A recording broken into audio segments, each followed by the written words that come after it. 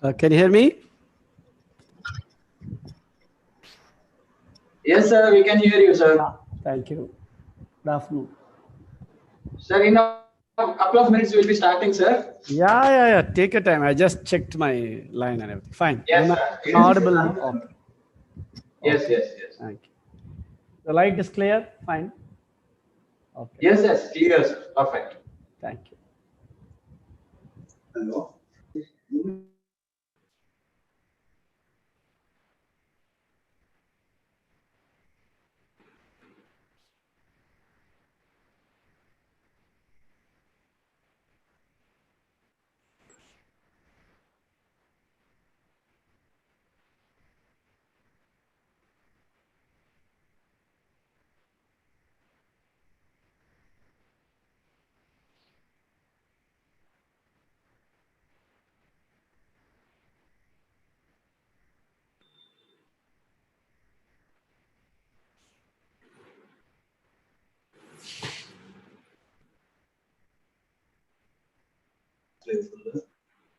Sanjeev sir, can you hear us?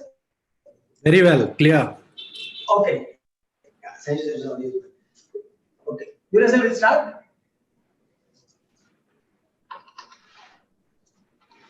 We can't listen to you. You need to unmute. No. Host is not allowing me to unmute. Can you hear me now? Can you hear me? Yes, sir. We can hear you. Yeah.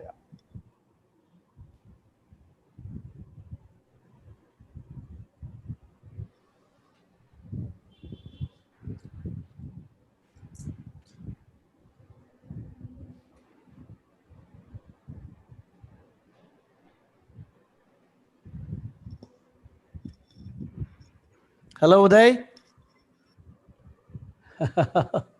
Sanjeev. Hi. Munching something on the international president. Post lunch. Post lunch.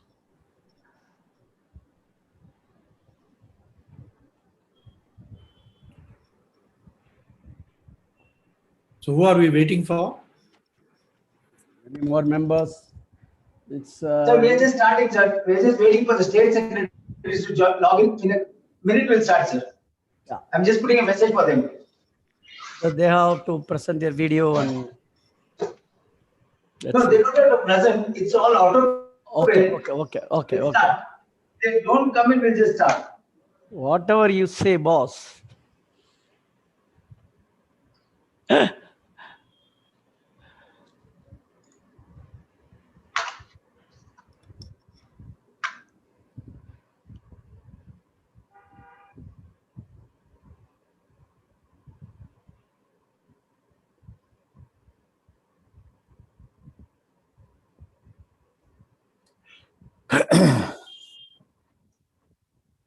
Viraj sir, we'll start. Yeah.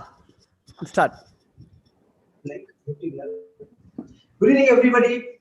Wish you all a very happy International Maxillofacial Surgeons Day. I request our president to start the program. Dear colleagues, members, good afternoon and welcome to the International OMS Day celebration from AOMSI.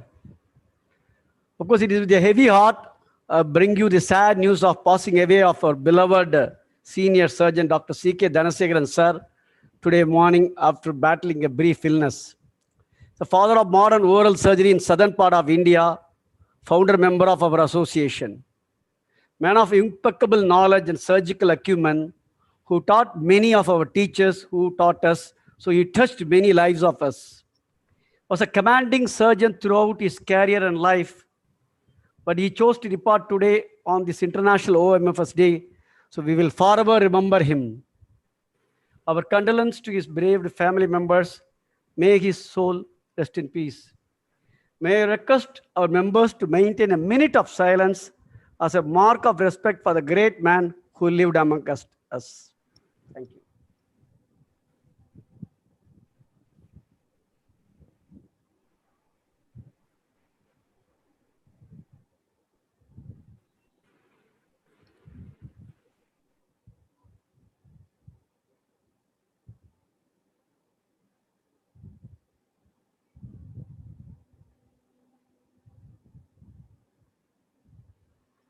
Thank you, members. Now I request Secretary to start the proceedings. Thank you, sir. So we'll begin with, first we'll begin with the launch of the videos. We had like a small competition between the states. So all our state chapters have done their awareness videos for the public. So we'll launch the videos. I request Dr. Girish Rao and Dr. Amit Rao to take over. Dr. Girish Rao will call upon the names of the state. Accordingly, we'll play the videos.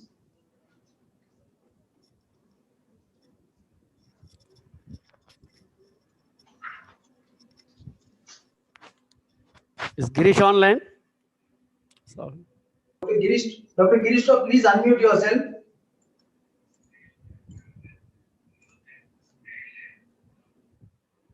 Dr. Girish, join. We'll start with first video from Bihar. Bihar and Jharkhand. We also have the state secretaries and president giving their messages. So we'll play the messages too. Bihar and Jharkhand.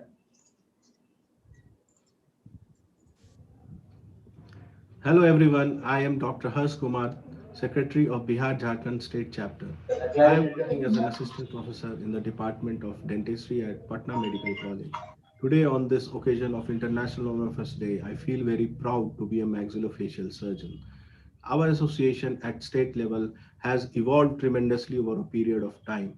The future of maxillofacial surgeons in our state is very bright, as there is enormous scope in this field, be it maxillofacial trauma or craniofacial surgery or oncosurgery. So our association commitment for the association should be to have maxillofacial surgeons at each district and PHC level, and also to have specialized training centers for the young pass outs in our state itself. So on this occasion, I congratulate all our fellow maxillofacial surgeons and colleagues. Thank you. Thank you. Very good morning. I'm really very proud of oral and maxillofacial surgery and being an oral and maxillofacial surgeon. This branch gives unique opportunities. All those persons who dream to be a doctor, surgeon, they generally join this branch of surgery, and the unique part of this is that the training of this surgical branch starts from dentistry. It starts with Bachelor of Dental Surgery. Now, how in present scenario it helps us? A person who is a graduate in dental surgery, he can make his livelihood by day-to-day dental practice. So before doing maxillofacial surgery, a person is trained in dental surgery, I mean routine dental practice. After that, to nurture their dreams of surgery, they do the super specialization in maxillofacial surgery, where they are exposed to different parts of surgical field. Let it be cleft lip, cleft palate, let it be surgical oncology, let it be orthodontic surgeries, let it be traumatology, let it be tumors and their treatments, and exodontia, little larger part, extensive part of exodontia. Now implantology. So all these things, they give an extra edge to the oral and maxillofacial surgeons to nurture their dreams as well as to maintain their livelihood in this society. There is no doubt that without earning their bread and butter, they cannot survive. And only bread and butter is not required. Apart from that, we need respect, our an identity, and the both things are given by this branch. I'm sure the newer generations, they realize this, that when they do super specialization in maxillofacial surgery, they learn a lot of things which helps them in both ways. They get an identity they do all these miraculous works, and at the same time, they can maintain their livelihood very nicely with respect.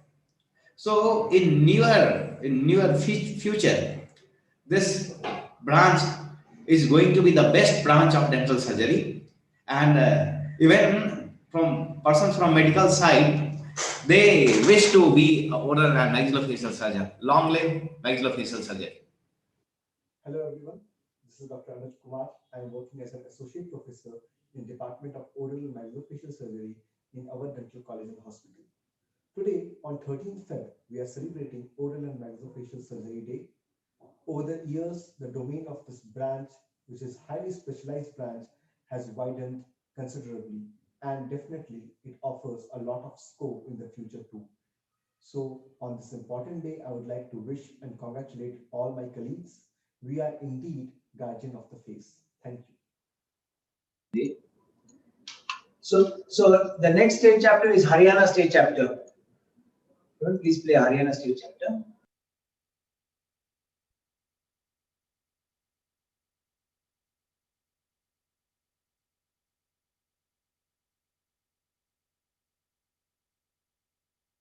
Specialty of oral and maxillofacial surgery encompasses the diagnosis and surgical management of a variety of pathological, functional, and aesthetic procedures pertaining to the oral and maxillofacial region. Despite the speciality's specific role in dentistry, there is still a lack of complete understanding amongst dental and medical healthcare professionals regarding the specialty.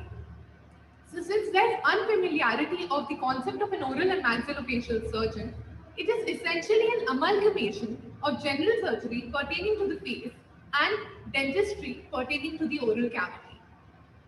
Starting from the very initial management of a patient in the emergency department of a soft tissue laceration of the face being treated using fine sutures by the Department of Oral and Maxillofacial Surgery to an evulsive injury of the soft tissue, evulsive soft tissue injury being treated using paraffin gauze and tule grass. As the domain's name itself suggests, a maxillofacial surgeon is more equipped amongst the rest at handling such. Another milestone in the Department of Oral and Maxillofacial Surgery is the piezosurgery unit, which we are currently using in our Department of Oral and Maxillofacial Surgery. This is an ultrasonic device which converts the oscillating vibrations into the mechanical vibrations. This device is very frequently used in our department for various clinical researches. Previously, it has been used for the osteotomy site preparation for impacted third molars, and now currently we are using it in case of orthodontic extractions with the help of the piezo. This is the patient which we are going through, and the extraction is being done with the help of piezosurgery unit.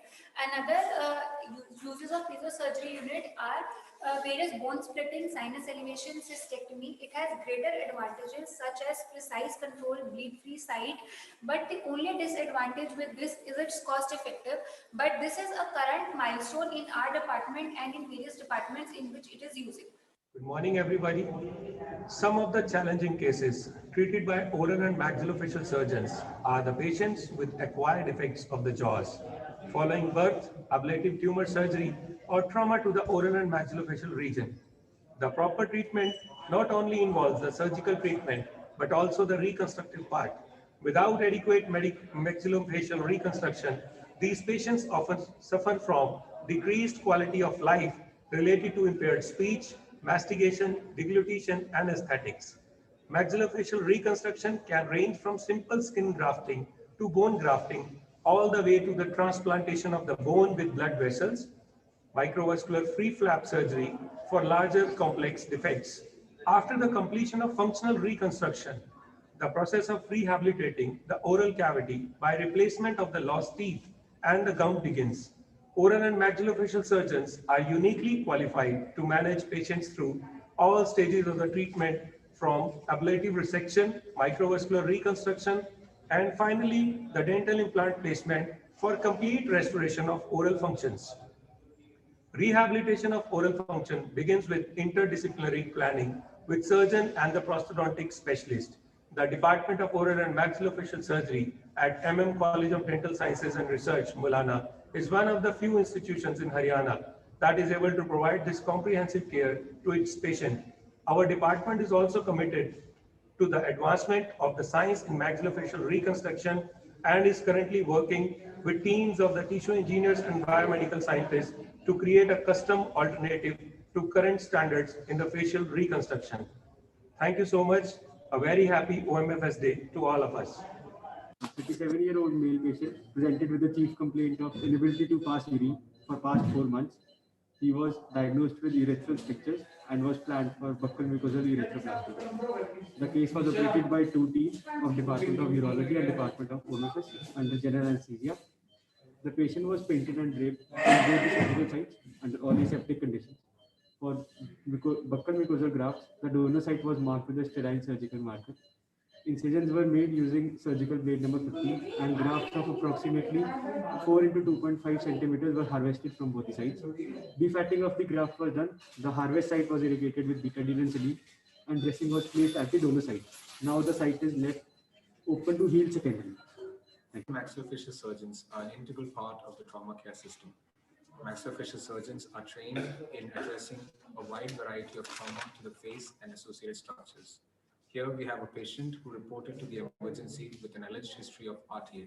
On examination, features were suggestive of mid-face fractures, which was then confirmed by radiographic investigations. He was diagnosed with right Lefort 3 and left Lefort 2 fractures, along with a fracture of the frontal bone. The patient's fractures will be reduced via open reduction and internal fixation under general anesthesia. 1 in a few million cases per year in India present with the condition of acute pain on the face lasting a few seconds to minutes. We have had patients, more often females of age 50 years or above, clutching a part of their face and walking in the department complaining of a sharp shooting pain like electric shock and unbearable pain. This is trigeminal neuralgia. It's due to the disturbance in the sensation of one of the branches of trigeminal nerve. In the past few years, we, as oral and maxillofacial surgeons, have been competent enough to treat such patients with medicinal treatment of anticonvulsants, and they have been ultimately successfully treated with absolute alcohol injections and surgeries like peripheral neurectomy, which has improved their quality of life multifolds. OMFS surgeons are qualified and trained not only to treat dental alveolar surgeries and facial fractures. Apart from being specialized in third molar removal, extraction of teeth of the oral cavity, they are also well equipped in salivary gland pathologies, temporomandibular joint problems, carcinomas of the oral cavity, head and neck cancer using neck dissections, and further reconstructions using local and microvascular flaps and grafts, various cleft lip and palate deformities as well. Our upcoming training in cosmetics also encompasses facial aesthetic procedures like Botox, fillers, hair transplantation, aiming at not only correcting your facial form and smile using orthognathic for the jaws and rhinoplasty for the nose, but also in a complete makeover, removing fine lines and wrinkles, giving you the optimum cosmetic and aesthetic results. On this Oral and Maxillofacial Surgeons Day, we, the upcoming Oral and Maxillofacial Surgeons of EMSI Haryana, attempt to exhibit an overview of our domain and why you choose to come to us or when you prefer a referral to the Department of Oral and Maxillofacial Surgery.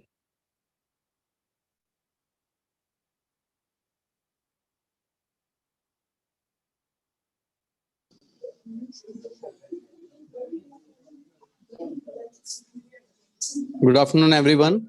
The next message is from Karnataka State Chapter of AOMSI.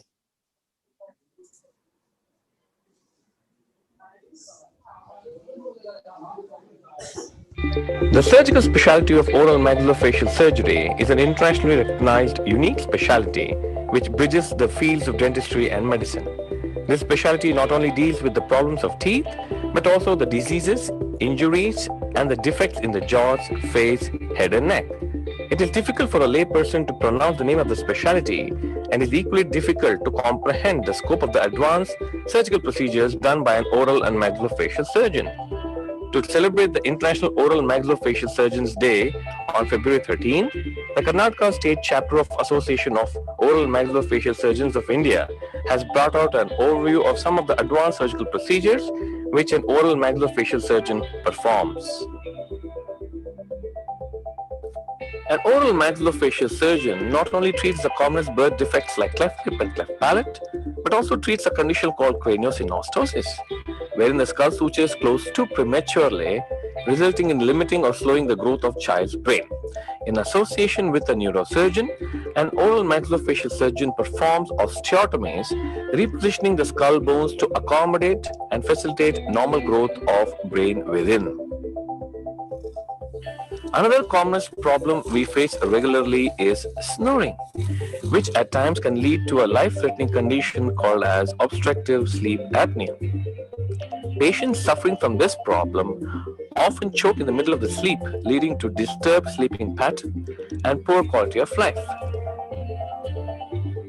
This is basically due to the discrepancies in the upper-lower jaw anatomy and frequent backfall of tongue.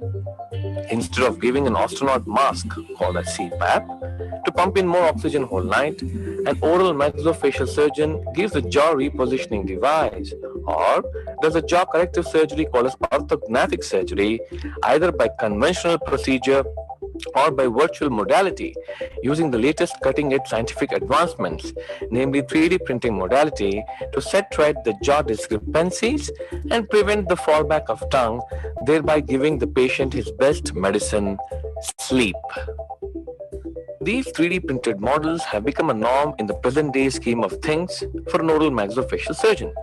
These models give us the real-time imaging of the patient's orofacial condition and help us in reverse engineering having end in mind. Complex orofacial fractures are nowadays treated by utilizing these 3D printed models and navigation to restore patients' exact facial form and function. In correction of secondary deformities like in ophthalmos, where an affected eye has a sunken appearance due to trauma, an oral maxillofacial surgeon fabricates an exact replica of patient's skull using 3D printing technology and gets a patient-specific titanium implant printed. This implant is stuck underneath the sunken eye by a surgical procedure to raise its level at par with the normal eye, thereby restoring its aesthetics and function.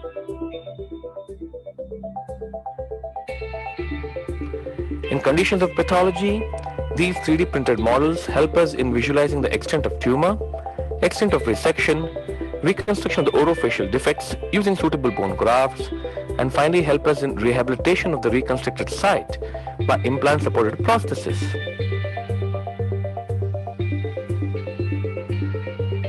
So the principle of facial reconstruction, namely resection, reconstruction, and rehabilitation, is satisfied using 3D printing technology.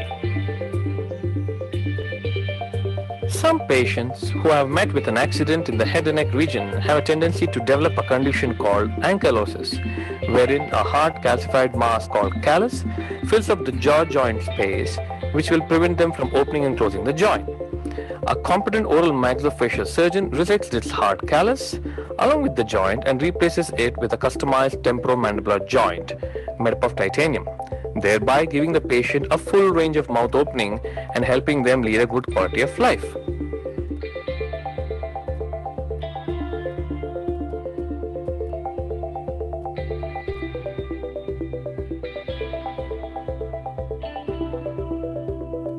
Some patients have persistent pain while biting into an apple or a burger.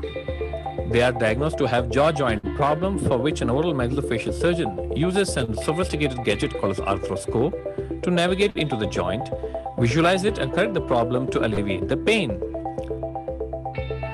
Stones anywhere in the body can cause groans and moans. Some patients often experience pain while eating food due to a stone present in one of their salivary glands. An oral maxillofacial surgeon is trained to use a gadget called a xyloendoscope to navigate into the gland through its duct and remove the stone, thereby helping the patients enjoy their food.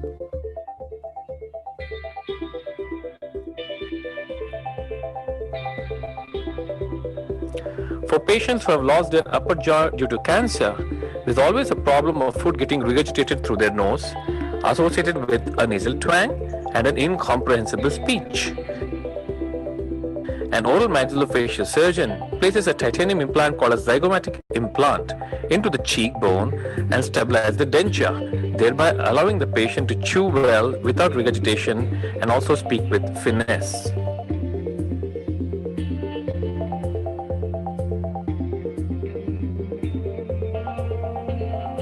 An oral maxillofacial surgeon is quite competent to transplant viable hair follicles from denser areas into scarred areas of the face due to previous surgeries and stimulate hair growth. With advanced training, they can also treat the commonest problem affecting the mankind, namely baldness, which is termed as alopecia in medical terms. Today, tissue engineering is an accepted treatment modality, helping the surgeon grow a missing bone segment using the patient's cells into an anatomically similar replacement rather than using bone grafts. So friends, this is just the tip of the iceberg.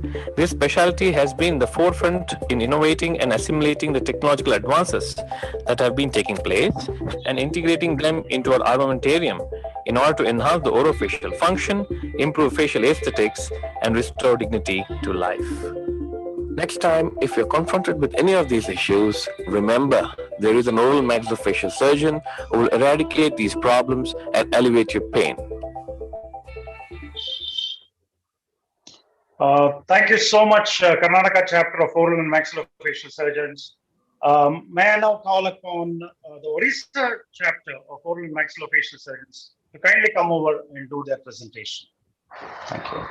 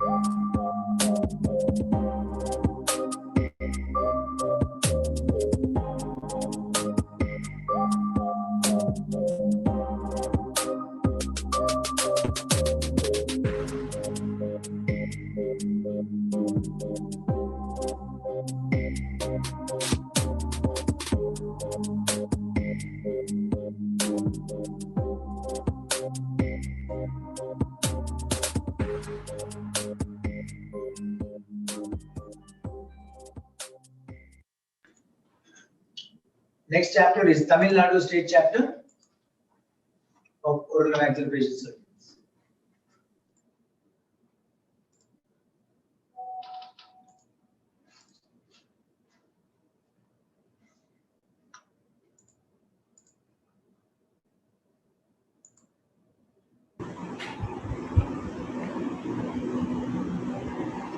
பொதுவான ஒரே விஷயம் சந்தோஷம்.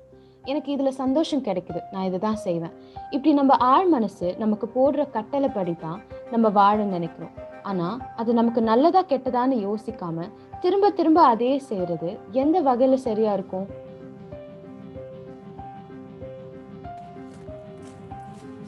சுத்தி என்ன நடந்தாலும் என்ன மாறினாலும் நமக்கும் நம்ம உடம்புக்கும் நாம தான் பொறுப்பு, நம்ம மட்டும்தான் பொறுப்பு. நம்ம மேல அன்பு இருக்கிறவங்க அக்கறைப்பட்டு சொல்ற அறிவுரைய எடுத்துக்கிறதும் எடுத்துக்காததும் நம்ம கிட்டதான் இருக்கு. நம்ம உதாசீனப்படுத்துற ஒவ்வொரு சின்ன விஷயத்தோட முக்கியத்துவமும் அதனால ஏற்படுற விளைவை சந்திக்கிற வரை நமக்கு புரியறதில்லை.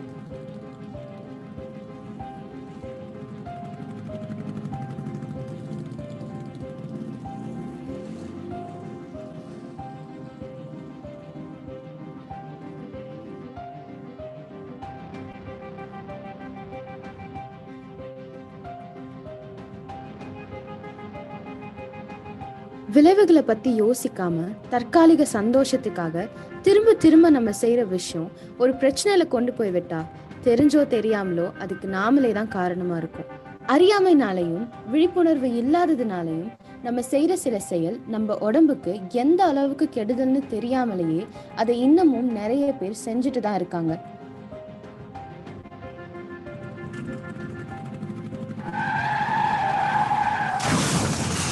எப்போ என்ன வேணாலும் ஆகலாம், இருந்தும் முன்னெச்சரிக்கையா இருக்க ஏன் மறக்கிறோம்? எல்லார் வாழ்க்கையும் ஒரே மாதிரி இருக்கிறது இல்ல, அதே மாதிரி எல்லார் பிரச்சனையும் ஒரே மாதிரி இருக்கிறது இல்ல. ஒவ்வொருத்தரோட பழக்க வழக்கத்துக்கும் வாழ்க்கை முறைக்கும் சூழ்நிலைக்கும் ஏத்த மாதிரி ஒவ்வொரு பிரச்சனையும் வேறுபடுது.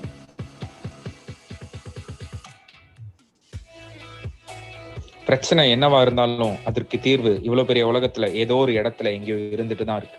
சில தீர்வுகளை நம்ம போய் தேடுற மாதிரி இருக்கும், சிலது நம்ம கண்ணு முன்னாடியே கூட இருக்கலாம். ஆனா அதை நம்ம பார்க்க மறந்துட்டோ இல்ல பார்க்க மறுத்துட்டோ இருக்கிற வரைக்கும் அந்த பிரச்சனைக்கு தீர்வு கிடைக்க போறது இல்ல. இப்படி இருக்கிறப்போ வேற வேற பிரச்சனைகளுக்கும் ஏன் தீர்வு ஒன்னா இருக்க கூடாது?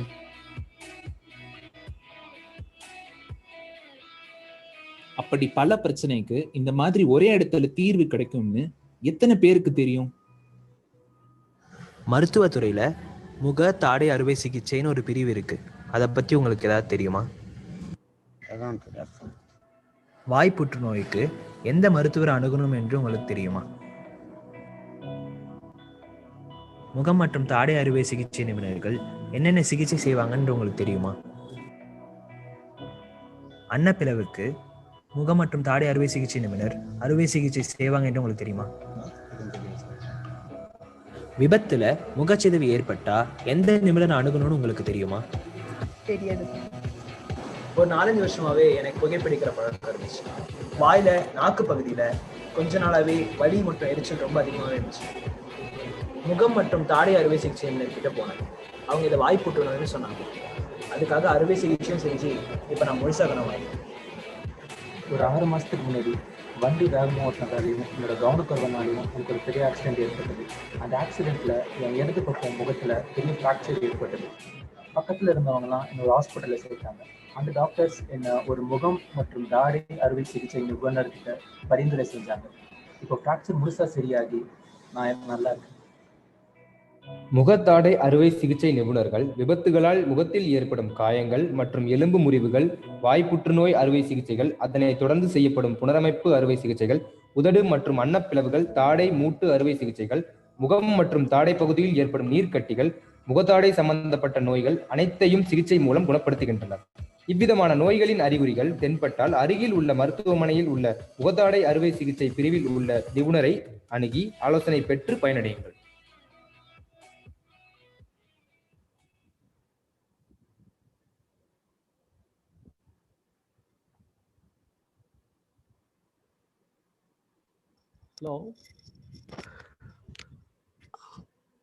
I call upon Telangana State Branch to showcase their awareness video.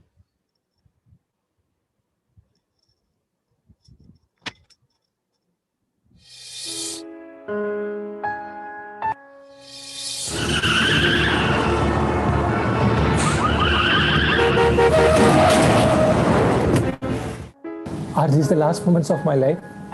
I thought when the truck hit my car from behind.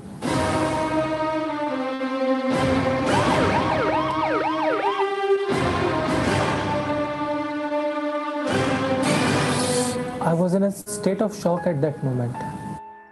When the truck hit my car from behind, I was thrown out of my car. I was in a pool of blood. I couldn't even move my lips to call the help. I was in bloody hell of pain.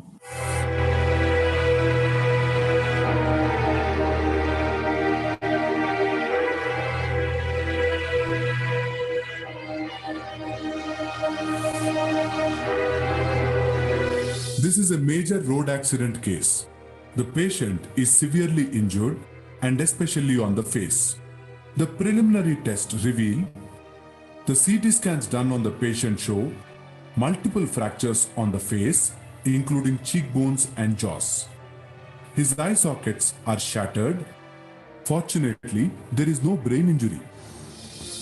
Every day, hundreds of accidents takes place, where especially face and facial parts are involved, like the mouth, jaws, and other facial parts. There comes the need for a unique surgical specialty to treat such cases. That is oral and maxillofacial surgical specialty.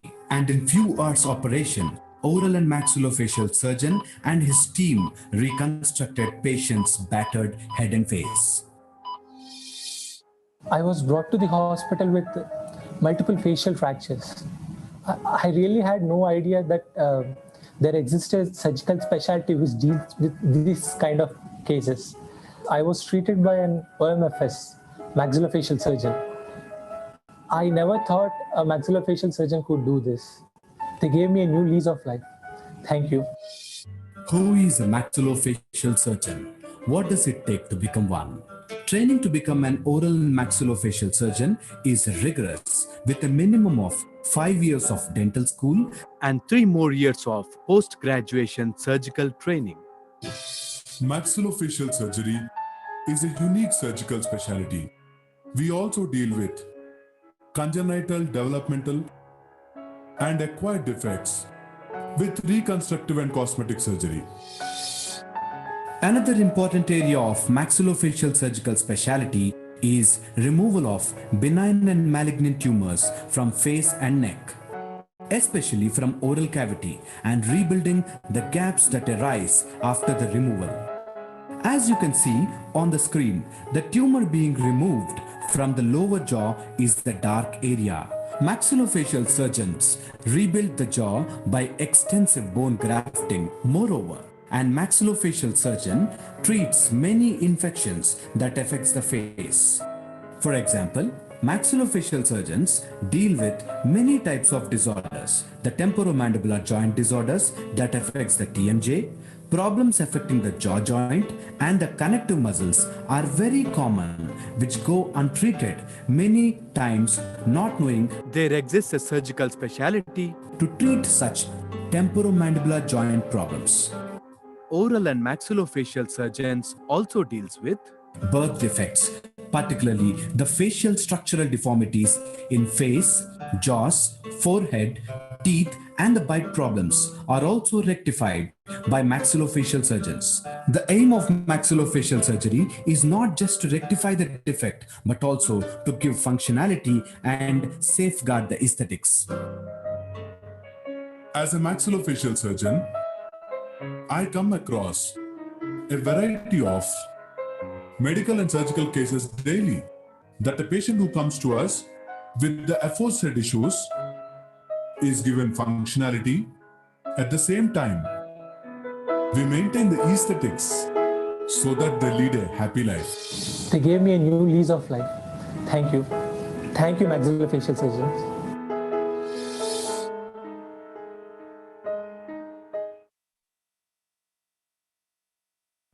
Thank you, Telangana State Branch. Now I call upon UP State Branch to show their video. many congratulations to all of you जो लोग इस वक्त ये video देख रहे हैं, क्योंकि आप और मैं साथ मिलके अभी कुछ ही मिनटों में डेंटल के एक ऐसी फील्ड के बारे में डिटेल में जानने वाले हैं जिसके बारे में हम लोग को जानना बहुत ज़रूरी है। और आपको ये जान के बहुत प्राउड महसूस होगा कि इस डेंटल फील्ड के डेवलपमेंट में हमारा यानी कि यूपी का, उत्तर प्रदेश का बहुत ज़्यादा योगदान रहा है। और इस वीडियो में आपको यूपी के कई नामी और दिग्गज डॉक्टरों से भी रूबरू होने का मौका मिलेगा। तो चलिए, let's start the UP chapter of international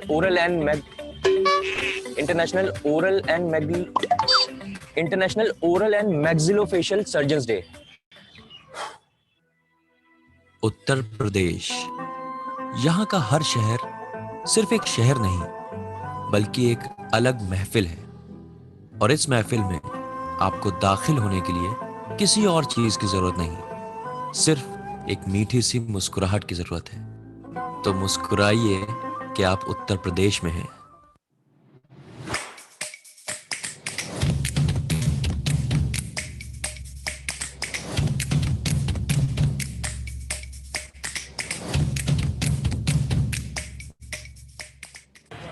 February 13 is celebrated as the International Oral and Maxillofacial Surgeons Day.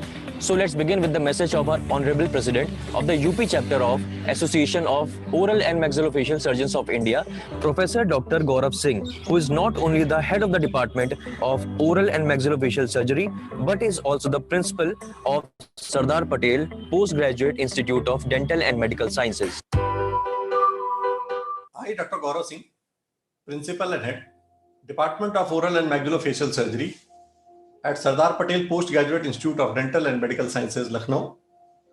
Also President, Association of Oral and Maxillofacial Surgeons of India, UP chapter, extends my heartfelt greetings and best wishes this 13th Feb 2021, when the entire world is trying to combat COVID-19.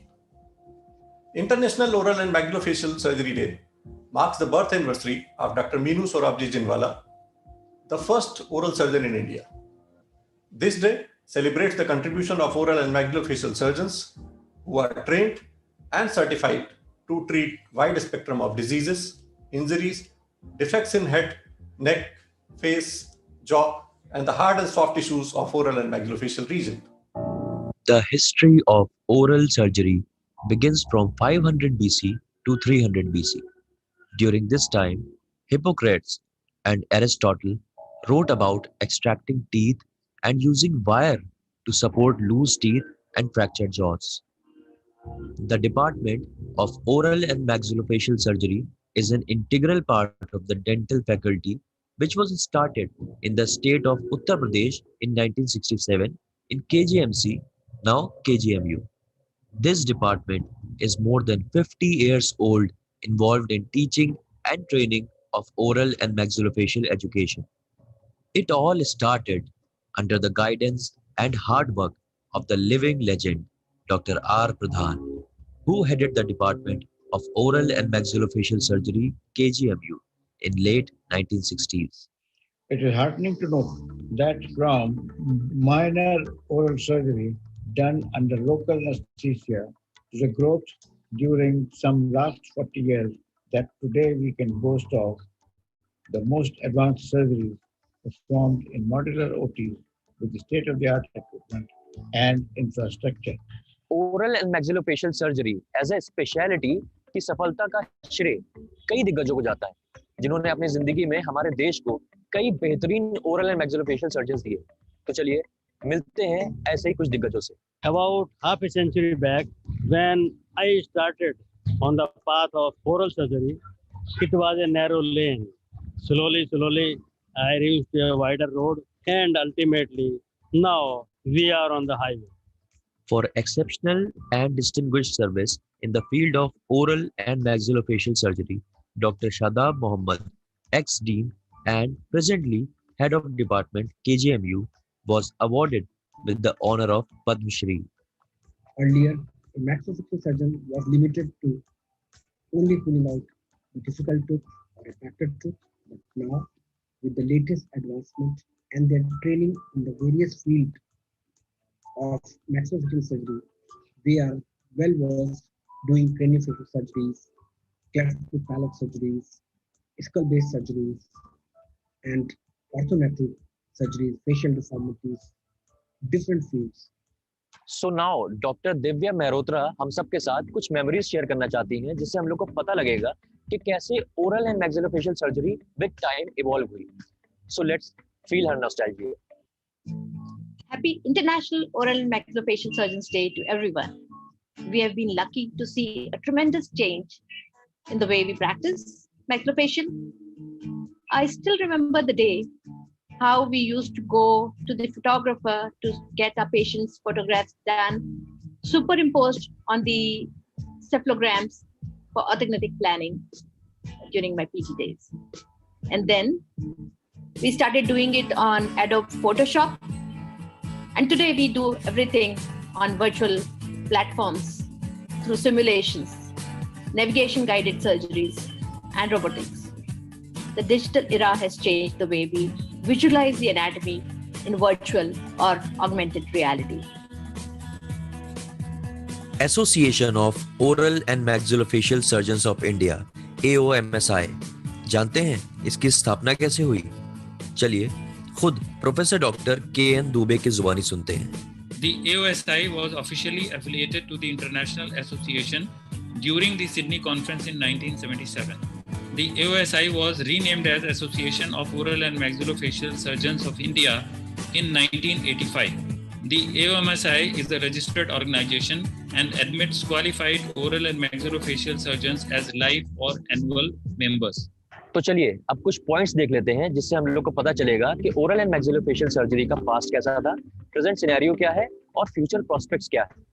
In 1210, a guild of barbers was created in France. These barbers were split into two groups: surgeons for more complex operations and surgeons who carried out simpler procedures. There were no certified dental surgeons. Sterilization protocols were compromised. Risk of infection was high. Anesthesia were less efficient. Surgeries were rather painful. In 1840, the American Society of Dental Surgeons was founded. We started off with single-digit admissions in oral surgery a long time back, and now we have about 100 postgraduate seats in Uttar Pradesh, all of them training students in all fields of oral and maxillofacial surgery. Trained oral and maxillofacial surgeons are present today. Sophisticated operating protocols, armamentarium, long-lasting anesthesias with standard sterilization protocols have reduced the risk of post-operative complications. Our teachers and seniors have struggled a lot and they've strived hard for the specialty which was then known as oral surgery. Today, one can pursue his super specialty in MCH craniomaxillofacial surgery. We definitely have come a long way, and we know that we have a long way to go. The scope of oral and maxillofacial surgery, trust me, is ever increasing. The horizons are expanding and the future generations have a bright future in oral and maxillofacial surgery. The only problem is that most people do not know we exist. Even if they know that we do exist, they know us as dental surgeons. And many don't even know about the wide range of complex craniofacial surgeries we perform. So it's us who have to take the honors and educate people about the services as an oral and maxillofacial surgeon. With the rapid development of science and technology, oral and maxillofacial reconstructive surgery has kept pace with the time to bring a prosperous future. Gone are those days where we would harvest or we would need to harvest eyelid grafts or lip grafts or fibula grafts to fill in the small segmental defects of the mandible. Those who do not remember the past are condemned to relive it. On the behalf of Department of Oral and Maxillofacial Surgery, wishing you a very happy International Oral and Maxillofacial Surgeons Day. In the present era of evidence-based research, I would like to invite all members, especially my young budding maxillofacial surgeons, to do hard work to achieve your goal. Once again, wish you all a very happy International Oral and Maxillofacial Surgeons Day. Bye-bye. So I hope आप लोग को ये video बहुत अच्छा लगा होगा और बहुत कुछ सीखने को मिला होगा जैसे कि मुझे सीखने को मिला. So this time, let's celebrate International Oral and Maxillofacial Surgeons Day like a festival by spreading awareness. So like, comment and share this video to the maximum. Thank you.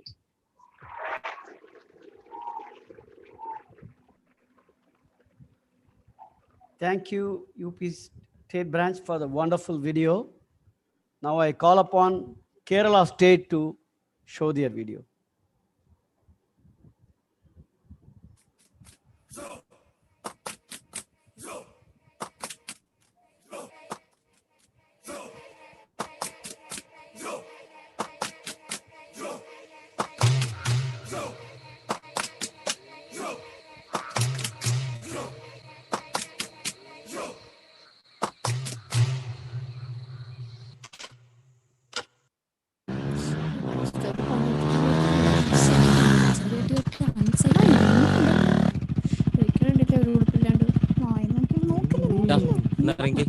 വേണോ?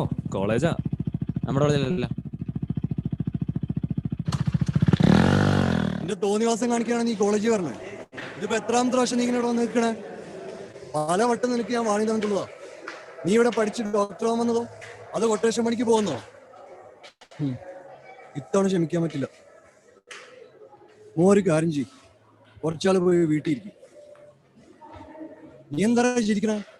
നീ എന്താ റെഗുലറായിട്ട് ക്ലാസ്സിൽ കയറാത്ത? സാർ, എനിക്ക് ഈ കോഴ്സ് ഇഷ്ടമല്ല, ഞാൻ ഡ്രോപ്പ് ചെയ്യാൻ പോവാം.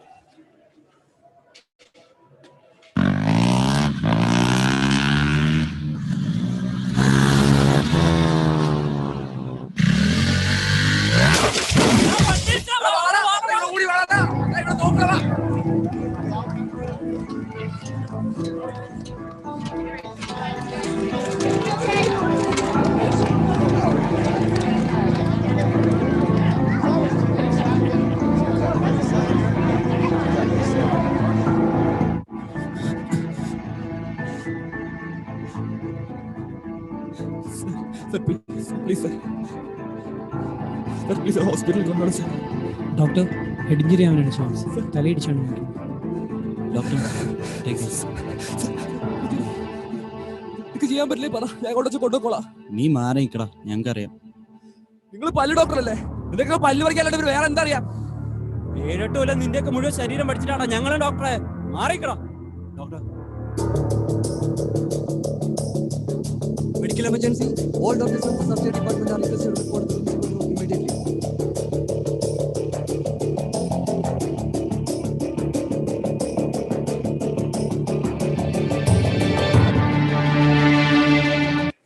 ഡോക്ടർ മാത്യൂസ്, എന്ത് ഫൂളിഷ്നെസ് ആണ് ഈ പറയുന്നത്?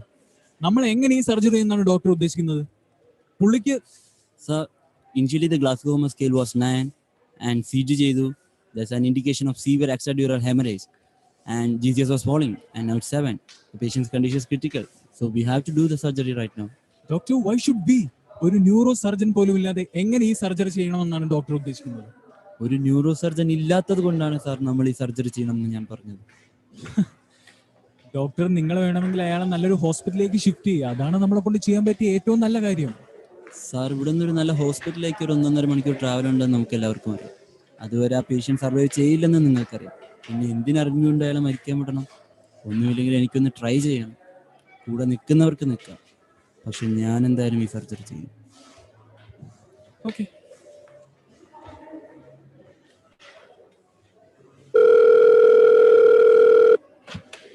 ഹലോ.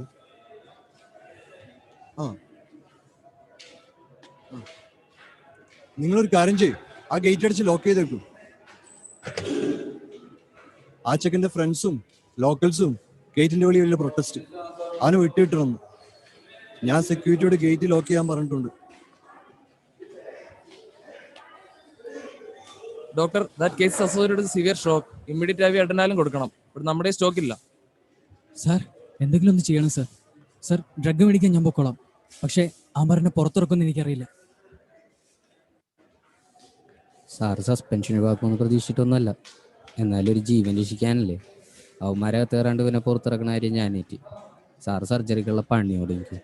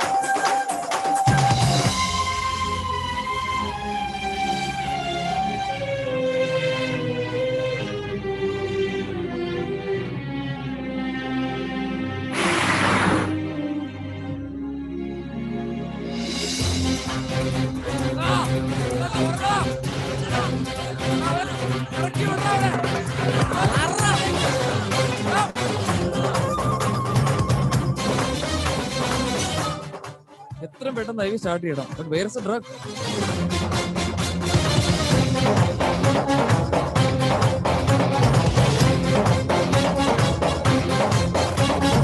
ഒത്തുചേരും കണ്ണികൾ നാം ചങ്ങലകളാകുമ്പോൾ എത്ര ഭാവുകങ്ങൾ മുന്നിലെത്തും ഘട്ടങ്ങൾ.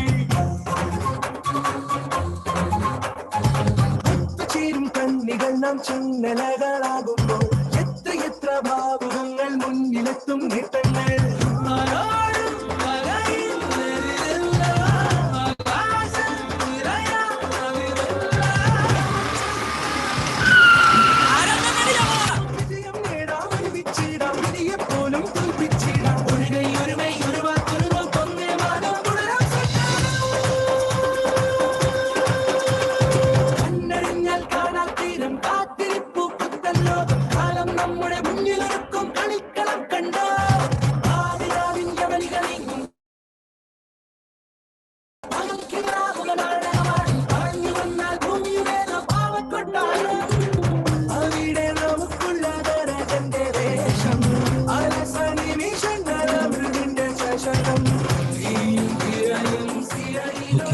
സർജറി ചെയ്യണം.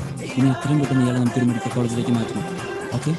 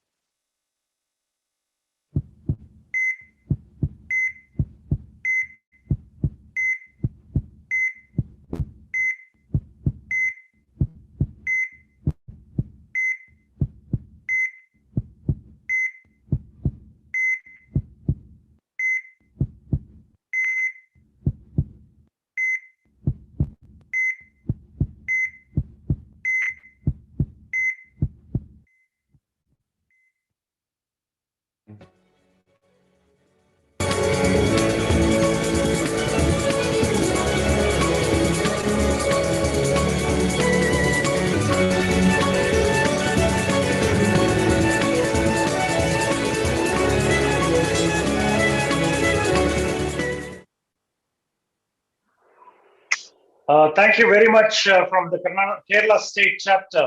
It looked like Mammootty or Mohanlal was acting there. Thank you so much for the wonderful video. Now may we call upon the Madhya Pradesh State Chapter to kindly do their presentation. आपने ENT यानी नाक कान गले के surgeon, cardiac यानी दिल के surgeon के बारे में सुना होगा, मगर क्या आपको पता है कि आपके चेहरे, जबड़े और मुंह के लिए भी एक विशेषज्ञ सर्जन होता है जिसे कहते हैं ओरल एंड मैक्सिलोफेशियल सर्जन। बोलने में मुश्किल है ना, मगर इनका काम उससे भी ज्यादा मुश्किल होता है, क्योंकि ये आपकी पहचान आपके चेहरे के विशेषज्ञ हैं। हमारे भारत देश में हर साल विभिन्न प्रकार की दुर्घटनाओं में लाखों लोग शरीर के मुख्य अंगों के साथ साथ अपने चेहरे एवं जबड़ों को भी क्षतिग्रस्त कर बैठते हैं। ऐसे लोगों को उनकी पहचान, उनका पुराना चेहरा वापस लौटाने का काम करते हैं ओरल एंड मैक्सिलोफेशियल सर्जन्स। चेहरे की हड्डियों के फ्रैक्चर हो या जबड़ों का टूटना या फिर इस प्रकार की किसी चोट से खाना चबाने में होने वाली असुविधा, इन जटिल मुश्किलों का समाधान करते हैं ओरल एंड मैक्सिलोफेशियल सर्जन।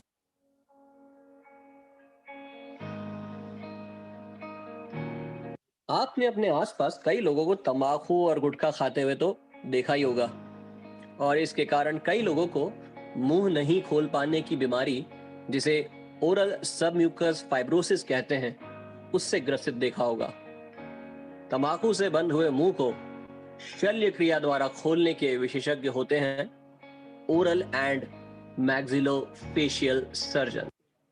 कई लोगों के चेहरे, जबड़े और मुंह में कैंसर तथा विभिन्न प्रकार की गठाने देखने में पाई जाती हैं। इनका कारण आनुवांशिक भी हो सकता है, इनका कारण तंबाकू, गुटखा, सिगरेट इत्यादि का सेवन भी हो सकता है, और इनके और भी कई कारण हो सकते हैं। लेकिन जब बात हो चेहरे, जबड़े और मुंह की गठाने तथा कैंसर के इलाज की, तो ओरल एंड मैक्सिलोफेशियल सर्जन्स ऐसे मरीजों को इलाज देकर उन्हें एक नया जीवन दान देते हैं।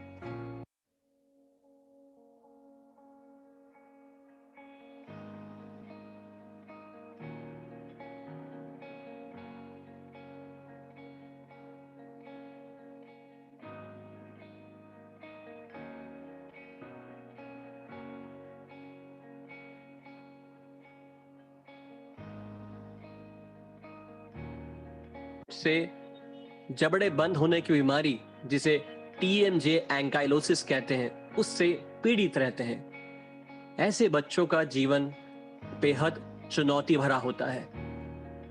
चेहरे, जबड़े और मुंह में विशेष रूप से प्रशिक्षित ओरल एंड मैक्सिलोफेशियल सर्जन्स ऐसे बच्चों की पीड़ा शल्य क्रिया द्वारा दूर करके उन्हें हमेशा के लिए एक खूबसूरत जीवन प्रदान कर। कई बार आपने देखा होगा कि हमारे जबड़े सामान्य आकार के नहीं होते हैं, या तो वो छोटे होते हैं या फिर बेहद लंबे होते हैं, और हम अपने चेहरे की सुंदरता को लेकर काफी चिंतित भी रहते हैं।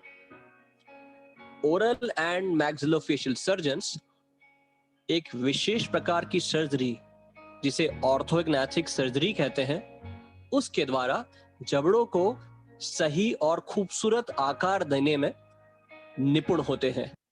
और इतनी जटिल और मुश्किल सर्जरीज करने के अलावा कई बार आपकी हड्डियों के अंदर फंसी अकल दाढ़, जिसे विजडम टूथ कहते हैं, उसको शल्य क्रिया द्वारा निकालना, जबड़े की हड्डियों में कृत्रिम इम्प्लांट देकर आपको खाने और चबाने योग्य बनाना, और आपके चेहरे और जबड़े पे विभिन्न प्रकार के अनजाने तकलीफों को दवाइयों द्वारा ठीक करना। इन सभी प्रक्रियाओं में, इन सभी तकलीफों में आपका साथ देते हैं। हमने ओरल एंड मैक्सिलोफेशियल सर्जरी के बारे में इतना कुछ जाना, लेकिन मैं आपको बता दूं कि पूरी दुनिया इस वक्त कोरोना नाम की महामारी से लड़ रही है, और कोरोना के मरीज जो डायबिटीज से भी ग्रसित होते हैं, उनमें म्यूकरमाइकोसिस नाम की एक बीमारी काफी बार देखी गई है। ओरल एंड मैक्सिलोफेशियल सर्जन्स द्वारा न जाने कितने म्यूकरमाइकोसिस के पेशेंट्स के चेहरे बचाए गए हैं इस खतरनाक बीमारी से।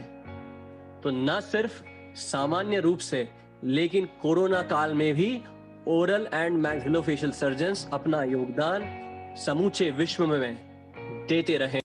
तो ओरल एंड मैक्सिलोफेशियल सर्जरी के बारे में हमने इतनी सारी बातें कर ली। अब हम रूबरू होते हैं association of oral and maxillofacial surgeons of India Madhya Pradesh chapter के पदाधिकारियों से, और उनसे जानते हैं इस विशेषज्ञता के बारे में। It gives me joy unspeakable to address on the occasion of Oral and Maxillofacial Surgery Day This coincides with the birthday of Jinwala. Dr. Jinwala is the first oral surgeon of India, popularly known as the godfather of oral and maxillofacial surgery in India. Oral and maxillofacial surgery is a specialization post dentistry. This specialization is acclaimed and well recognized world over. Maxillofacial surgery जैसा आप सब जानते हैं एक highly specialised surgical speciality है जिसमें एक trained maxillofacial surgeon चेहरे के विभिन्न बीमारियां एवं विकृतियों का सर्जरी द्वारा इलाज करने के लिए प्रशिक्षण पाते हैं। एक ट्रेन्ड मैक्सिलोफेशियल सर्जन मुंह एवं चेहरे पे उत्पन्न होने वाले कैंसर, चेहरे की विकृतियां जो कि जन्म के कारण है या किसी कारणवश है, जैसे एक्सीडेंट हो जाना, चोट लग जाना, फेशियल कॉस्मेटिक सर्जरी, चेहरे एवं जबड़ों में उत्पन्न होने वाले सिस्ट एवं ट्यूमर, ऐसी कई तरह की अनेक दूसरी बीमारियों का सर्जिकल इलाज एक ट्रेन्ड मैक्सिलोफेशियल सर्जन द्वारा किया जाता है। The specialty of maxillofacial surgery also saw a lot of developments, lot of recent advancements. From intraosseous wires, we started using bone plates and then later titanium plates. Now we are doing a lot of distraction. We do a lot of orthokinetic surgery and craniofacial surgery. Our colleagues are in a big way are into cleft lip and palate surgeries also, and to the extent a lot of us are doing oncosurgery also and being recognized in the society as well as in our own medical fraternity. It's a great honor to be a maxillofacial surgeon. It gives you a lot of satisfaction because once you do some surgery, the results you see immediately. It's very fascinating branch.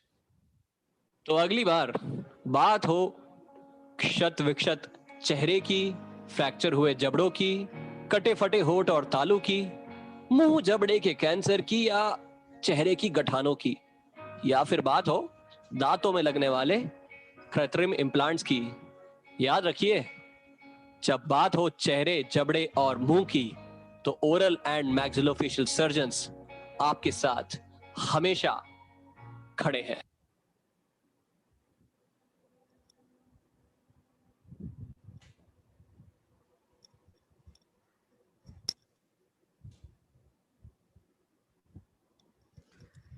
Thank you, MP Branch. And now I call upon the secretaries of the state branches to give their messages, read out their messages.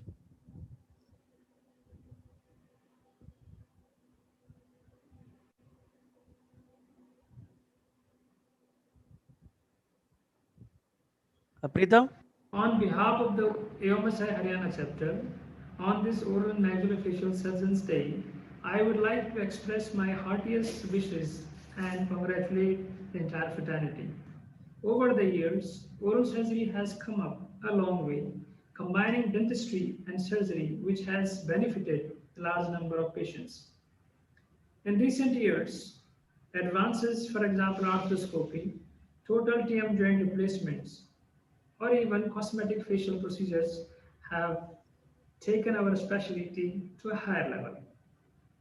In recent days, even DCI has proposed for MCH in our specialty, especially in craniomaxillofacial surgery. And at the end, I would like to express my congratulations again, and I wish you a happy AOMSI Day. Thank you. Thank you.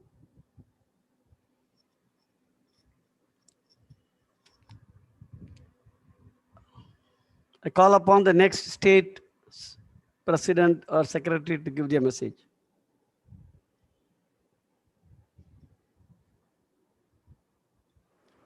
Hello, everybody. My name is George Paul. and I've been a maxillofacial surgeon for the last 35 years. I would like to say a sentence or two about the specialty. It is a very complex surgical specialty that straddles dental surgery and medicine. It brings to the surgical table a skill set that cannot be acquired by studying medicine alone or by studying dentistry alone. In this lies its uniqueness. We are celebrating it through the Association of Oral and Maxillofacial Surgeons of India, and I wish them all the best. Dear friends, wish you all a very happy Oral and Maxillofacial Surgeons Day. Oral and Maxillofacial surgery is a better known specialty today than it was a decade or two ago. This branch of dentistry has continuously evolved during the 5 decades of its existence. Now it is an established specialty of both dentistry and medicines. It is an exciting and challenging specialty and one of the fastest growing and most promising specialty which combines dental, medical and surgical knowledge and skills. As oral and maxillofacial surgeon, we play a very important role, not only in improving the quality and safety of healthcare, but also in reconstructing any part of the face, including nose and eye.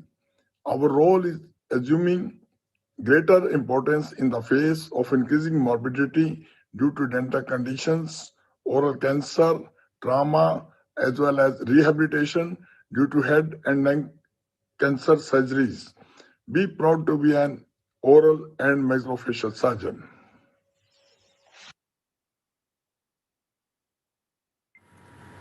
My dear friends, colleagues, and students, it's a great pleasure for me as a past president of our Association of Oral and Maxillofacial Surgeons of India to address you all on this beautiful occasion of the International Oral and Maxillofacial Surgeons Day, celebrated today on the 13th of February. We have come a long way as a professional medical specialty from being traditionally bound to surgical extraction to today expanding our skills, set into the foray of head and neck oncology and craniofacial surgery. It is the hard work and determination of a senior generation that has brought us all together under the aegis of this association, which has helped us to grow substantially in the past few decades. I believe our generation of surgeons have done justice to the profession and hope that the future generation of surgeons will honor our tradition and values to expand to greater heights. Thank you and wish you all a very happy International Oral and Maxillofacial Surgeons Day. Maxillofacial surgery has made tremendous progress in the last 2 decades. The success story of this progress is due to the undying efforts by individual maxillofacial surgeons around the globe in sharing and updating the knowledge. In the Indian context, the Association of OMFS has become a vibrant body representing the success story. On this day, February the 13th, considered the International OMFS Day, I wish every maxillofacial surgeon all around the world a successful future. Thank you. As you all know, the maxillofacial surgeons have remained at the forefront of providing specialized services during the corona pandemic. On behalf of the Journal of Maxillofacial and Oral Surgery, I salute this commitment of yours and wish all of you a very happy OMFS Day and a bright year ahead. Thank you. Hi everyone, respected seniors, dear colleagues and friends. A very happy Oral and Maxillofacial Surgeons Day. I've been in the association for more than 25 years and I've witnessed a tremendous amount of growth in terms of strength, in terms of academics, and even a bit in terms of revenue. I owe this sincerely to all the senior members, colleagues, and the budding and young maxillofacial surgeons who are striving very hard to do their bit to the association. I'm even more happy that today we are launching our own book, and a lot of activities are happening, like fellowship programs, like webinars, sporting activities. All this probably in only our association, these things are happening. I'm so happy to be in the association, and I also request all the maxillofacial surgeons to create more awareness to the specialty so that it will be good for the association and for the specialty. With this, I wish once again a very happy Oral and Maxillofacial Surgeons Day. Good luck and best wishes. Thank you. Dear colleagues, February 13th is celebrated as the International Oral and Maxillofacial Surgery Day. Oral and maxillofacial surgery in India has grown by leaps and bounds in the last 2 to 3 decades. The Association of Oral and Maxillofacial Surgeons of India has been carrying out a number of programs across the country, not only to educate the public on the benefits of oral and maxillofacial surgery, but also to train youngsters to take our specialty to greater heights. We are launching a textbook, Oral and Maxillofacial Surgeons for the Clinician, from the association, which can be downloaded and would be a gift to every maxillofacial surgeon across the globe. I'm sure you'll find this extremely useful as an armamentarium in your library, and I'm sure you will take your specialty to greater heights. Let me wish you all a very, very happy Oral and Maxillofacial Surgery Day. Jai Hind. Finally, the day has arrived for the much awaited release of the book titled Oral and Maxillofacial Surgery for the Clinician by the AMS Site Office, printed by Springer. Kudos to the editorial team of the book headed by Dr. Krishnamurthy Vonantaya. And what a better day to release this book other than the February 13th, that's the International Oral and Maxillofacial Surgeons Day. This is an online program. I would like to request everyone to attend this program and make it a grand success. On behalf of the entire organizing team, I would like to take this opportunity to invite you all to Mangalore for the forthcoming annual national conference, the 45th annual conference of MSI, to be held in Mangalore from 2nd, 3rd, 4th of December 2021. See you there. Hello, dear colleagues, students, fellow members. I take great pleasure in inviting you all for our AOMSA Day on February 13th. As you are all aware, every February 13th, every year we celebrate AOMSA Day to strengthen our association and to give great respect to our association. But this year, because of the COVID pandemic safety protocol, we are not able to do it in person, and we are doing it live, and we are doing it virtual. And this year, all the state branches are creating awareness video, and there is going to be a competition among them, and the best branch will get the award. And we are also launching an impact program where our students, our members will get an opportunity to get trained in cancer palliative care, thanks to Professor Dr. Munikuriakos. And we are also having a panel discussion. We are having a book launch by our dear Professor Baig, and we are having followed by various other programs which will strengthen our association, which will showcase our strength to various associations. I would be very grateful if you all take your time off and join this great meeting where the International Association President, Asian representatives, and various members are participating in this program. So it would be great if you all join us together on this coming February 13th from 2:30 to 6:30 to strengthen our association. Long live AOMSI. Jai Hind.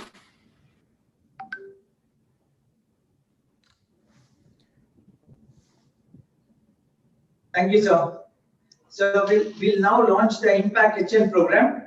Just to give a brief to all our members about Impact HN, this is a brainchild of Moni sir. Moni sir and Dr. Ravi Kala came up with this program so that our onco fellowship candidates can get trained for palliative care also along with that. It's a program which is associated with National Cancer Grid. I request Dr. Vijay Pillai to brief us regarding the program. Vijay, please unmute yourself. Very good afternoon to everybody, and a very happy Maxillofacial Day to all colleagues and respected sirs. So I'll just briefly give an overview of how Impact HN as a program has been conceived and what it aims at. I'll just share my screen.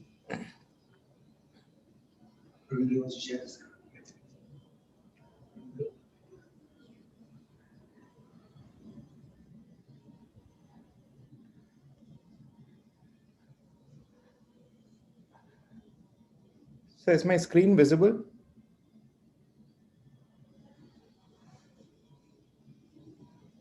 So yeah, good to go. Yes, yes, Vijay, you can go ahead. So Impact HN basically it's basically integrated modules on palliative care in cancer training, and it's basically focused on head and neck. And this was conceived as Preetham sir correctly put it, as a brainchild of Moni sir and Ravi Kannan sir, and also very senior colleagues from the palliative care specialty. I'm very happy to have them today on board. Dr. Nandini Walat, Dr. Sunita Daniel have very graciously joined this meeting. Now, this was a collaborative program that has been started by the AMSI along with the National Cancer Grid, basically looking at inculcating, essentially trying to inculcate palliative care into the training curriculum for surgeons. And we thought that it was very apt to start this off with the oral oncology fellowship centers, which are spread across the country, which are sponsored by AMSI. So essentially, it's a combined educational training program of the AMSI with the National Cancer Grid providing us the online platform, and of course, with the palliative care specialists also on board. Now, the objectives of Impact HN, as we have conceived it and what we hope it would be during this whole program, which is going to be spread out over 2 years, is basically to integrate palliative care training into the surgical curriculum. And we chose it aptly because head and neck is the one which has, at least in terms of the cancers, has the highest amount of morbidity in terms of functional outcomes, in terms of a lot of social support that's required for our patients. So basically it inculcates the principles that it's not just surgery which needs to be taught to our surgical trainees. We want it to be very comprehensive. We want it to be very empathetic and also proportionate care. So we had colleagues who had very graciously volunteered from the palliative care specialists who are very key pioneers in this, along with surgical mentors like Moni sir and Ravi Kannan sir. So it's basically a first of its kind program, never been done anywhere across the globe. It's been conceived as the first time it's being done. At least we are very happy and extremely delighted that AMSI and we'll be able to kickstart this probably in the coming 1 week. And it fosters a multidisciplinary approach. Basically, we try to inculcate all the specialties that are going to be involved as caregivers for the cancer patients. So right from the surgical, the radiation, the medical oncologists, and also the palliative care specialists who are going to be focused on the continuum of care right from the time of diagnosis till the end of patient care. So it basically makes sure that there is essential communication, empowers the patient, family, and caregivers. Now, how we have planned out the courses, basically this would be at all the AMSI oral oncology fellowship centers spread out of the country. So 5 centers, including Narayana, would be doing this. And we have 21 fellowship trainees who would be the direct beneficiaries of this program, which would be spread out over 2 years. And its most important feature is that we are going to be having a unique, almost group mentoring. So each of the fellowship trainees would have mentors who are going to be from the surgical field, mentors who are going to be there from the multidisciplinary tumor board, and most importantly also from the palliative care team. So they would all be together giving their inputs, and it would be a very supervised training program. Now it is envisaged that this would be a structured course. It would have credits because it's virtual. It's going to be on the National Cancer Grid online platform. So it's basically going to be based with a lot of worksheets, role plays, practice-based assignments, one-to-one interactions with the mentors, evidence-based medicine, and eventually to develop core competencies. Of course, the whole module would be on the National Cancer Grid e-learning platform. We have 6 centers right now who are going to be actively participating in this. So right from Ahmedabad, that's Shanku's Medicity under Dr. Nirav Trivedi, HCG Nasik with Dr. Arif Sheikh, the BSCS Mumbai Hospital with Dr. Rajesh Walnut, Saptarshi Hospital, Dr. Preeti Jain, Kachar Cancer Center, Ravi Kandan's Center, Narayana, which would be from our side, and of course, Moni sir from Cochin. So we are looking at these centers which would be collaborating and taking on this program for the next 2 years. So these are some of the exceptional faculty who have basically spent a lot of time in designing the modules. And I think I'm honored to have Dr. Nandini and Dr. Sunita today as audience and special invitees on this important occasion on World Maxillofacial Day. So Dr. Nandini Walat, Dr. Sunita Daniel, Dr. Vidya Vishwanath, they're all palliative care specialists. Dr. Nandini is from Mumbai. They all have very focused areas on mentoring and how palliative care training needs to be designed. In addition, we have faculty from CMC Vellore, Dr. Reena George, Dr. Rajesh Suresh, palliative care nursing specialist also, Terry. Now, from the surgical team, I think it goes without mention that I think this has been the brainchild of Monisa and Dr. Ravi Kannan. We've been very gracious with the support that we have received from the AMS side. Dr. Preetham has contributed significantly. We have kickstarted this program sometime way back last year in September, multiple meetings, discussions, and now we look at launching this officially by Feb's 22nd on the National Cancer Grid platform. These would be the centers. So we have Narayana, we have the Mumbai Center, Dr. Arif from Nasik, Dr. Preeti, then Dr. Nirav from Mehsana, and of course, Dr. Ravi Kandan's center. So all the program directors with the 21 fellowship trainees would be there. We also invite other interested people who could be as observers, but our primary focus is this time only on the oral oncology fellowship trainees. Now, what we hope to achieve is what Impact HN is basically all about. So we want to foster multidisciplinary care for our patient, enable the quality and continuum of care for the patient, empower the surgeons in skills of palliative care, extend the training base across the specialty of head and neck so that this would become something as a regular part of the curriculum, especially in head and neck oncology training, hopefully across the country. And of course, this would be a resource base which would be accessible on the National Cancer Grid online platform for all the allied specialties. Now, with these words, I would just like to welcome for today's program, Professor Moni Kuriakos. Of course, sir doesn't need any introduction. He's currently the founding director of Cochin Cancer Research Center, the director of Head and Neck Oncology at New York University, the vice chair of Head and Neck Reconstruction and Oncology at Roswell Park. He has got numerous papers to his credits, about more than 200 papers. He has co-authored the 4-volume treatise on contemporary oral oncology, 9 international patients. He's been the past president of FHNO and also the current president of the International Academy of Oral Oncology. In addition, also Professor Alok Thakur, who happens to be the current president of the FHNO, who is the professor of otorhinolaryngology and head and neck surgery at AIIMS. Special focused interests of neuro-otology, skull-based surgery, and TOS. He is on the editorial board of multiple journals. He's been a member on numerous national guidelines of head and neck cancer, more than 280 publications, research projects, and of course, significant honors in forms of the ICMR on biomedical research. And of course, Dr. Rajiv Borle, who has been the past treasurer of AMSI, has contributed an excellent book on the textbook on oral and maxillofacial surgery with numerous publications in the treatment of oral cancer and submucous fibrosis, and the current vice chancellor of Varda University. It's indeed an honor to have all of you also. Over to you, Moni sir.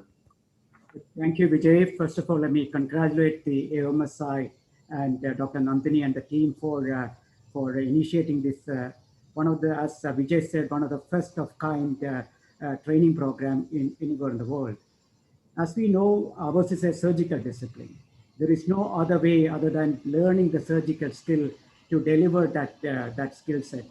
But to execute that skill set, we need three other skills. One is the care, compassion, and communication. And I repeat, they are skills that can be taught. And that is what the palliative care impact program plan to deliver. So I really want to congratulate Dr. Nandini and the team for hand-holding us.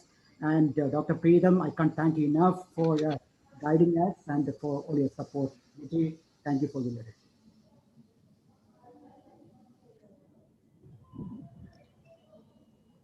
Could I invite Dr. Rajiv Borle also? Yeah. Let me first give my greetings to all my fellow colleagues on the International Oral and Maxillofacial Surgeons Day. It's indeed an honor to be with you, with my esteemed friend, Dr. Moni, and speaking to you all on this occasion. As Dr. Moni has rightly pointed out, what cancer surgery means and what oncology means. I have been working in this particular field for more than 35 years, and that too at a very small center to start with. And I know it's not all about operating in the theater, doing a fantastic reconstruction, but what these patients need is really a compassion, a very good rehabilitation. And there are many unfortunate patients, they come to us wherein the disease is inoperable, the relatives refuse to take care, and they really need a good kind of human touch and palliation. And Nandini and the Narayana Center and the other centers, they have really, this is the need of the hour, that such type of a structured training in palliative care in head and neck oncology will complete the entire gamut and complete the 360-degree that is required. And if you get a trained manpower, that will be a great service to these particular patients. My congratulations to all of you, my good wishes to all of you, and I hope collectively we'll be able to do something more in future. Thank you very much. Could I request Dr. Veerabahu to also just address the gathering? Sir, could you please?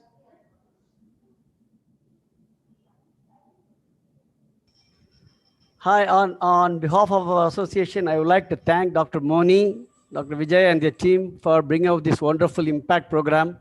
This is a need of the hour. As you all know that this part of this palliative care is not given very much importance in the cancer care.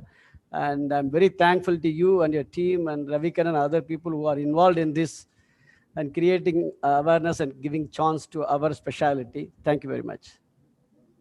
Thank you, sir. Nandini ma'am, I see you're there. Could you just give a few words of encouragement before we wind up this session?